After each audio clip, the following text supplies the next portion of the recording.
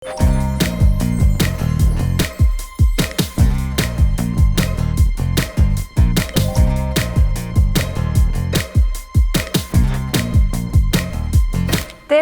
mina olen Melissa-Mariel Korjus ja täna on meie ees uus noor tegija Roberta Vaino. Roberta, räägi endast natuke, kui vana sa oled ja millega sa tegeled? Vanus olen veel noor, 22, kohe saan 23.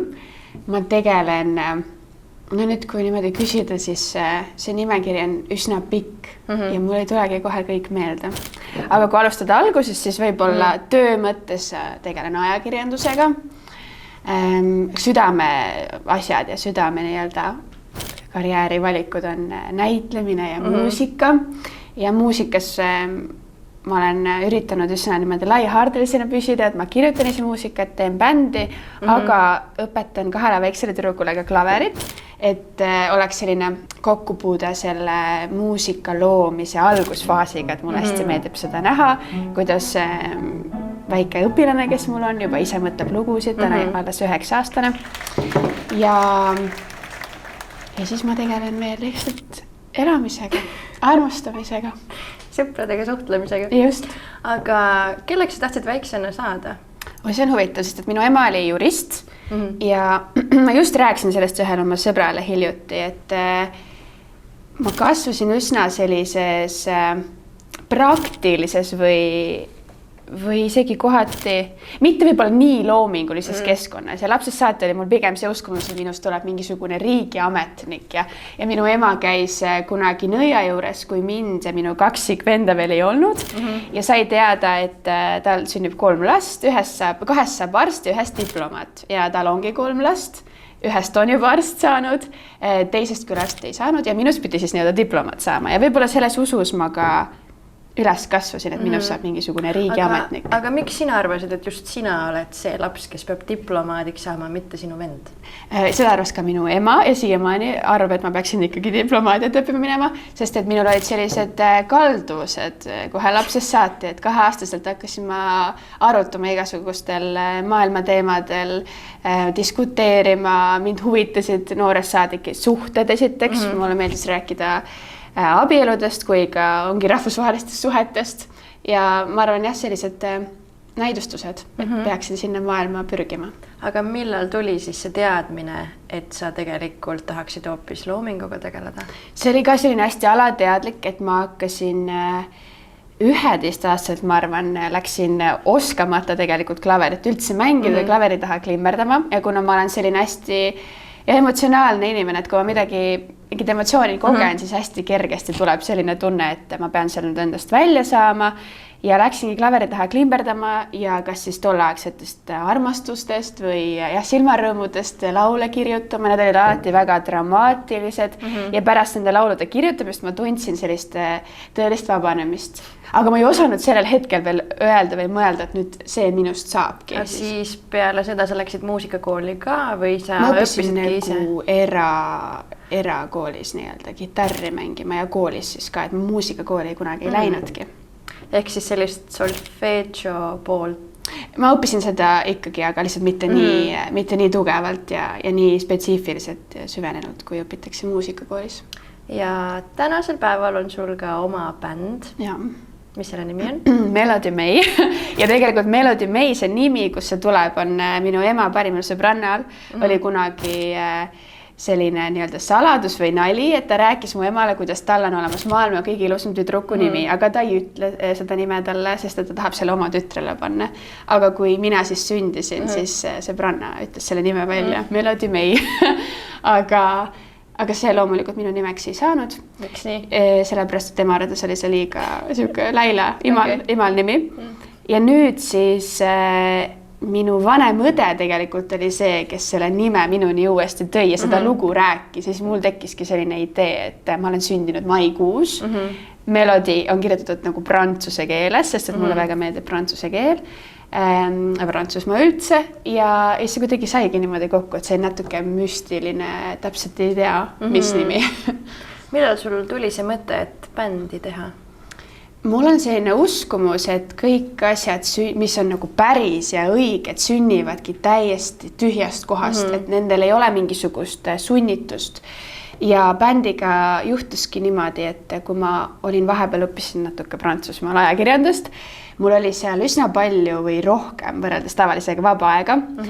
Ja siis mul hakkas seal nii-öelda igavlemisega tekib kõige paremad ideed ja mul tekkis seal selline tugev tunne, et ma ikkagi tahan muusikat teha. Et ma olen seda alati tahtnud teha ja see jõudis minuni kuidagi hästi tugevalt.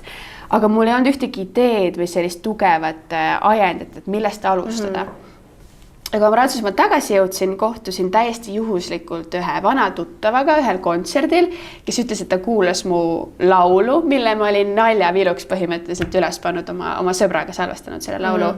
Et talle täpselt selline muusikastiil meeldib, saame kokku ja hakkame muusikat tegema. Ja siis tuli koroona, mis loomulikult selle olukorra peatas ja siis eelmisel suvel hakkasin mina siis ise seda tuttava taga ajama, et nüüd saame kokku ja teeme.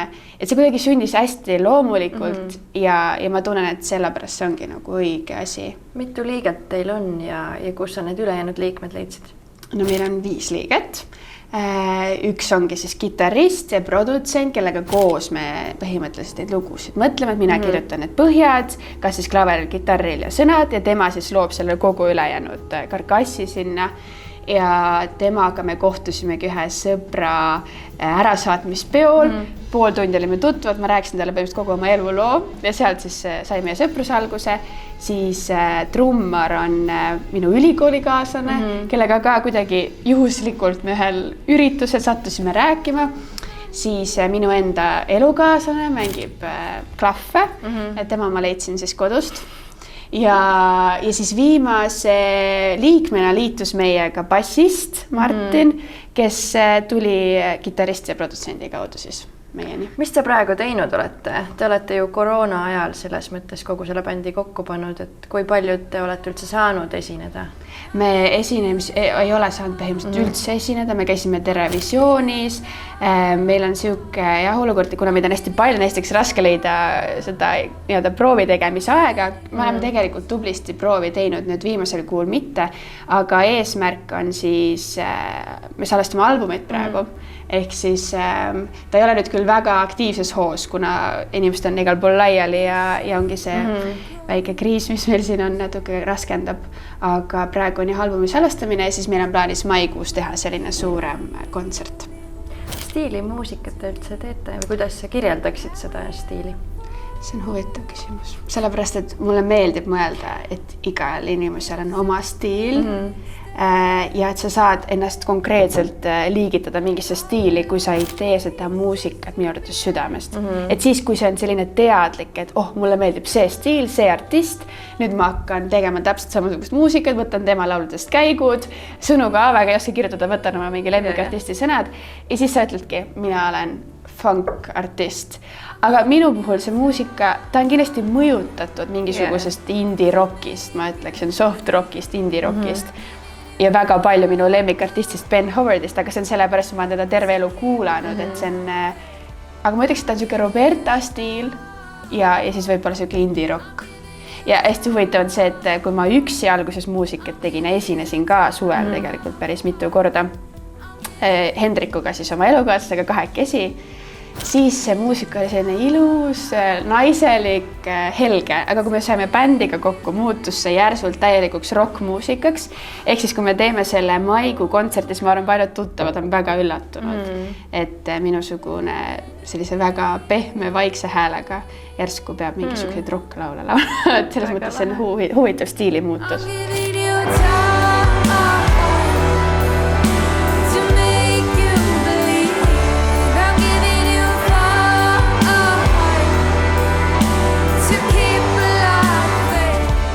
Kuhu sa tahaksid jõuda selle bändiga? Igale poole.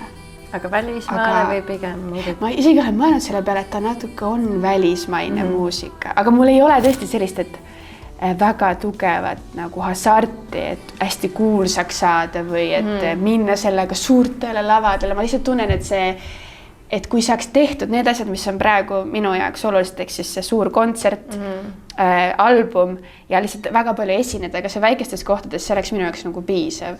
Aga loomulikult ma tunnen, et selles on mingid välismaiseid vibe. Head asjad ju jõuavadki iseenesest juba kaugele, et tegelikult ei peagi, ma arvan, muretsema selle pärast. Aga lisaks bändi tegemisele on su hobi ikkagi ju ka näitlemine. Kust see alguse sai? Muusika on nagu olnud alati see, mida ma teengi sahtlisse iseenda jaoks. Näitlemist, ma arvan, on raskem teha kodus iseenda jaoks sahtlisse.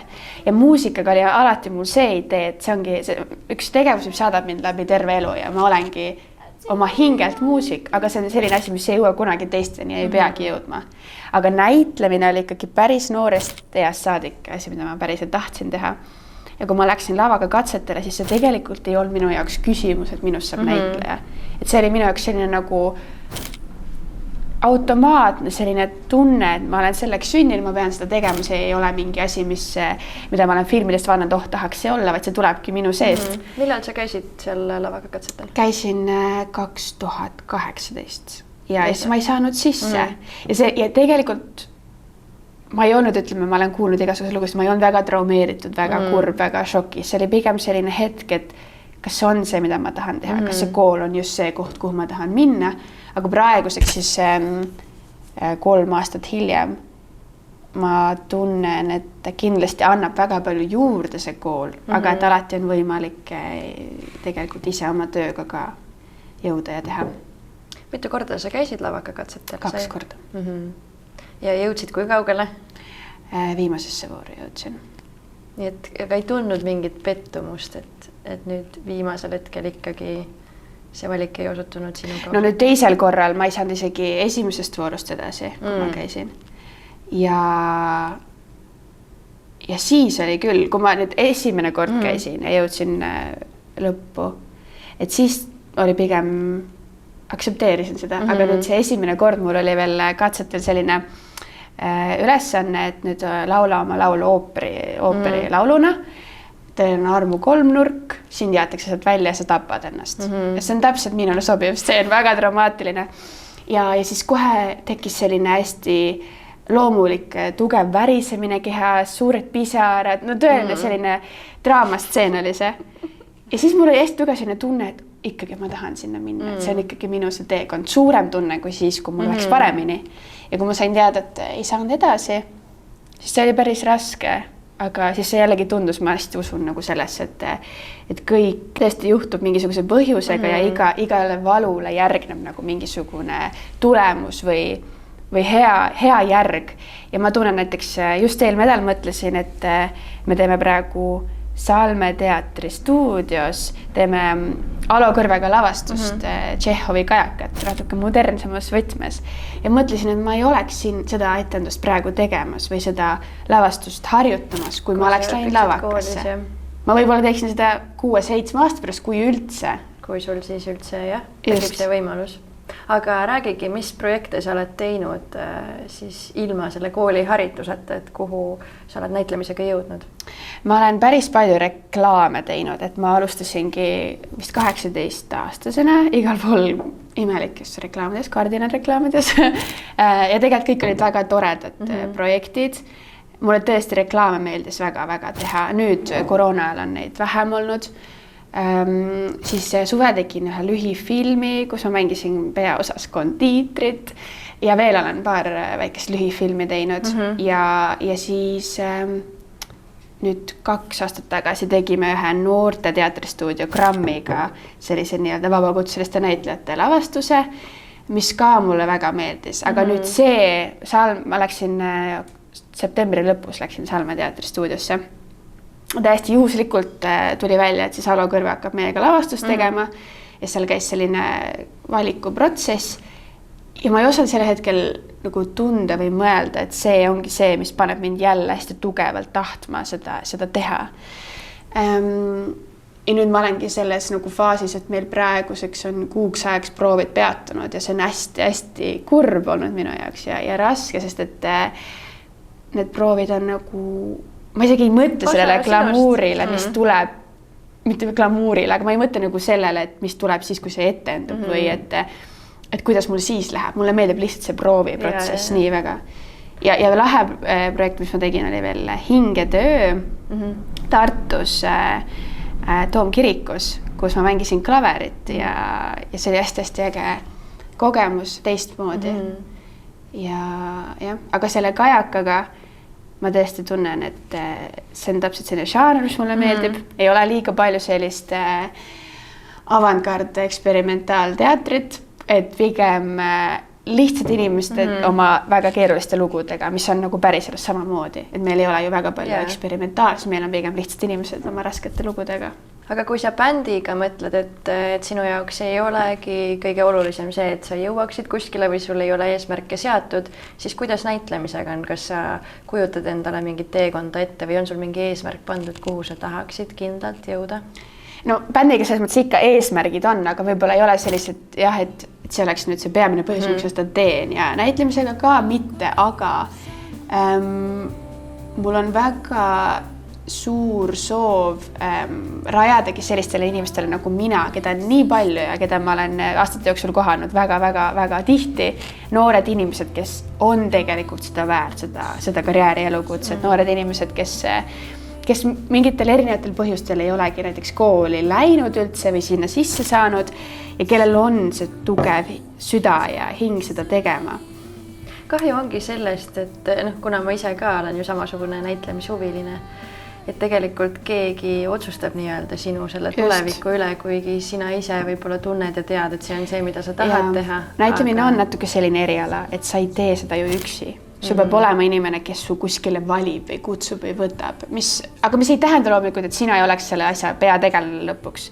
Aga et minu unistus ongi, mis me nüüd hakkasime selle Salme teatri raames arutama paari liikmega seal, et tehagi selline oma asi, oma teater, oma lavastustega. Et tegelikult väga paljud näitlejad on ise ka lavastamishuvilised ja oskavad kirjutada ja mõtlevad ka selles suunas, et tehagi oma asi, et see on meie tegelikult järgmine nii-öelda projekt ja samm, mida tahaks sügisel võib-olla alustada. Et tuuagi kokku sinna kõik sellised inimesed nagu mina ja sina, et oleks võimalus ja selle kaudu saaks tegelikult ka filmi ja kõike muud teha. See on väga ilus mõte. Tulebki rajada endale ise see tulevik ja see teekond nii-öelda. Aga anna lõpetuseks mingi soovitus ka nendele noortele, kes tahavad näiteks muusikaga tegeleda, näitlemisega tegeleda, kirjutada uudiseid, et mis on see, mis paneb tõesti või annab selle julguse? Just täpselt julgus, et kõige tähtsam minu arvates on see või probleem, mida ma näen, et inimesed mõtlevadki, et ma ei ole veel valmis, ma jõuan sinna aasta, 2, 3, 4, 5, 6 pärast. Tegelikult on see, et kui sinus on mingisugune joovastus mingi teema osas või väga suur huvi, siis tee seda kohe. Ja ei maksa absoluutselt mõelda sellele, et kas ma põrun läbi või mitte, sellepärast, et noorele inimesele andestatakse väga palju. Ja lihtsalt on vaja proovida, et elimineerida kõik need asjad, mis sulle ei meeldi ja leida üles need, mis meeldivad selleks, et sa jõuaksid varem sinna, kus sa tahad olla tegelikult. Aga loomulikult, kui seda indu ei ole, ei maksa seda teha ühiskonna survel. Need on väga minu mõtted ka. Aga aitäh sulle, Roberta, tulemast. Meie teiega kohtume juba järgmisel kolmapäeval, kui on tulemas külla väga huvitav külaline. Nii et kohtume järgmisel kolmapäeval.